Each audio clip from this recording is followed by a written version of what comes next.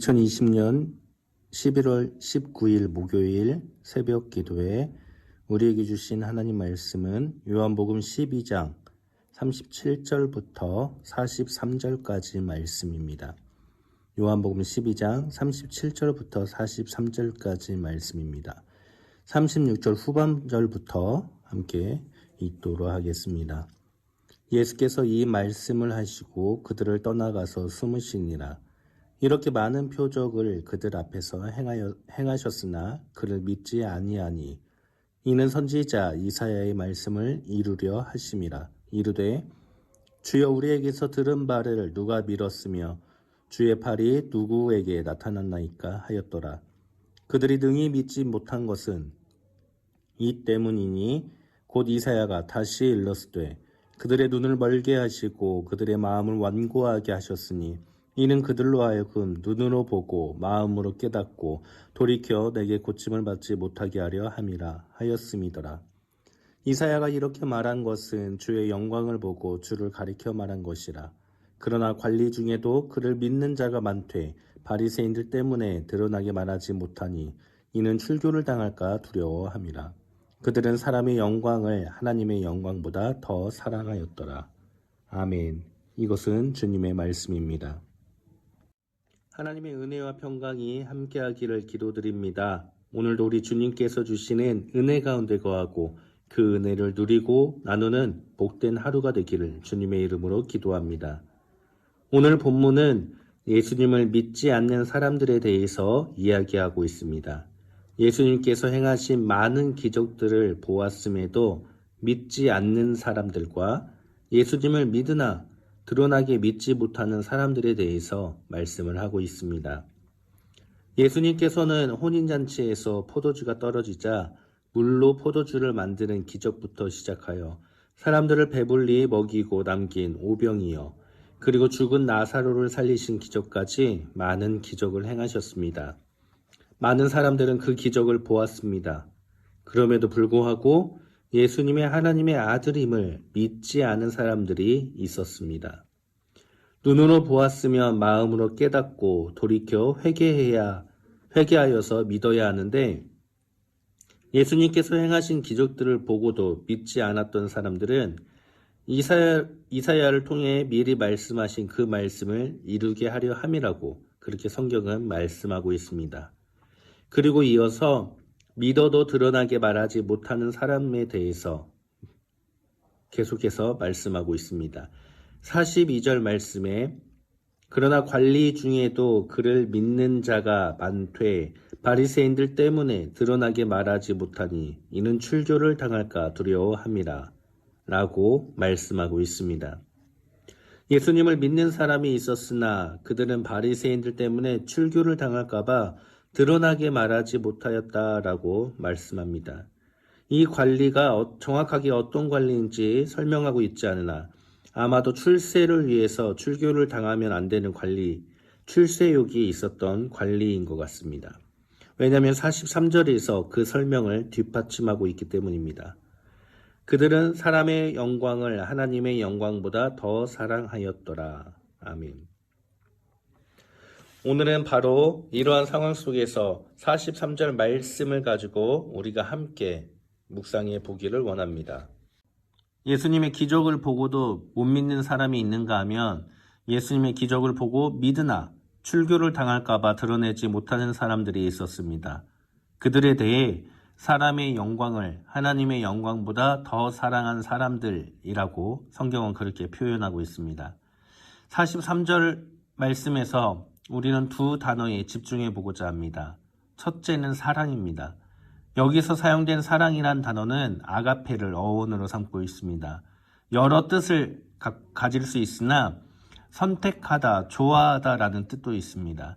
즉 예수님을 믿으나 드러내지 않는 사람들은 하나님의 영광보다 사람의 영광을 선택하였고 좋아하였다라고 해석할 수도 있습니다. 또한 우리가 잘 알듯이 아가페는 무조건적인 사랑을 의미하고 있습니다. 그에 따라 해석을 하면 예수님을 믿으나 드러내지 않고 믿는 이 사람들은 하나님의 영광보다 사람의 영광을 무조건적으로 더 사랑하고 있다라고 해석할 수가 있습니다.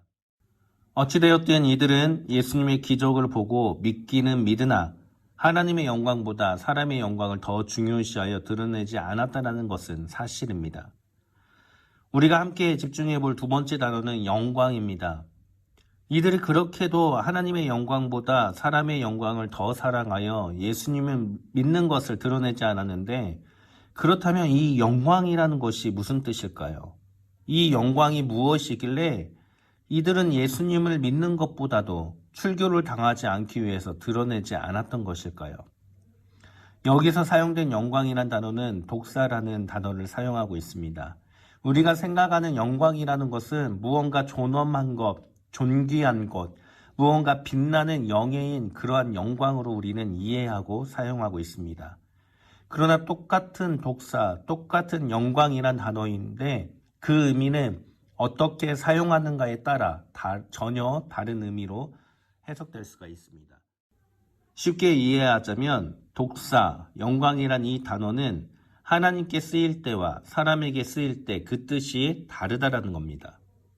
그래서 하나님께 쓰일 때는 우리가 생각하는 빛나는 영광, 여호와의 영광, 하나님의 영광, 그 의미 그대로 쓰여집니다. 우리는 하나님의 영광을 위해 창조되었다라고 할 때 그 영광이 바로 이 의미인 것입니다. 그런데 이 독사라는 영광이란 이 단어를 사람에게 사용할 때는 그 의미가 전혀 달라집니다. 부유하다, 풍부하다 라는 뜻으로 흔히 우리가 이해하기 쉬운 축복, 복을 의미할 때 쓰여진 것입니다. 결국 예수님을 믿지만 드러내지 않는 이 사람들은 영광 그 자체이신 하나님을 높이기보다는 자신들이 받을 복, 자신들의 부유함을 더 사랑하였기 때문에 드러내지 않았다라고 해석할 수가 있습니다. 설교를 준비하면서 저도 처음 알게 된 사실은 우리가 흔히 모든 영광을 하나님께 돌린다라고 말하는데 이때 모든 영광은 사람의 영광이기 때문에 사람이 하나님께 드리는 영광이기 때문에 우리가 생각했던 존귀함과 빛나는 그런 하나님의 영광의 의미가 아니라 부유함과 풍성함 등 우리가 받는 축복을 뜻하는 것이기에 잘못된 표현이랍니다. 사람의 영광을 하나님께 돌리는 것은 사람의 영광의 의미와 하나님께서 받으실 그 영광의 의미가 전혀 다르다라는 사실을 우리는 기억해야 됩니다. 사랑하는 성도님들, 예수님을 믿지만 드러내지 않은 사람들은 하나님의 영광보다 사람의 영광을 더 사랑하고 좋아하여서 선택하였다라고 말씀하고 있습니다. 이 말씀을 읽을 때마다 제 마음 한쪽이 많이 찔립니다. 나는 과연 어떠한 영광을 구하고 있는가?